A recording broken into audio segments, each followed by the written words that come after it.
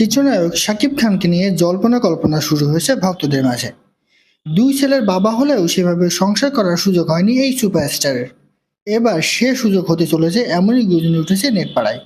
জানা গেছে ঢালিউড কিং শাকিব খান খুব শীঘ্রই স্বাভাবিক ছন্দে ফিরছেন, শুরু করতে চলেছেন সংসার। আর সাকিবের এই সংসার শুরুর আভাস পাওয়া গেছে ঢালিউড কুইন অপু বিশ্বাসের কাছ থেকে। সম্প্রতি বাংলাদেশ চলচ্চিত্র শিল্পী সমিতির 2024-26 মেয়াদের নির্বাচনে ভোট দিতে এসেছিলেন অপু। সেখানে ভোট দেওয়ার পর নানা প্রশ্নের উত্তর দিতে গিয়ে সাংবাদিকদের মুখোমুখি হন নায়িকা। এ সময় অপুকে প্রশ্ন করা হয় ছেলে জয়কে নিয়ে। খুব শীঘ্রই পড়াশোনার জন্য দেশের বাইরে যাচ্ছেন জয়। এ বিষয়ে অপু বলেন, আমি চাই না মিশ্র প্রতিক্রিয়ার মধ্যে দিয়ে জয় বড় হোক। এরপর ওর বাবা, পরিবারের সব সদস্যের অনুমতির পরই জয়কে বিদেশে পাঠানোর সিদ্ধান্ত নেওয়া হয়েছে।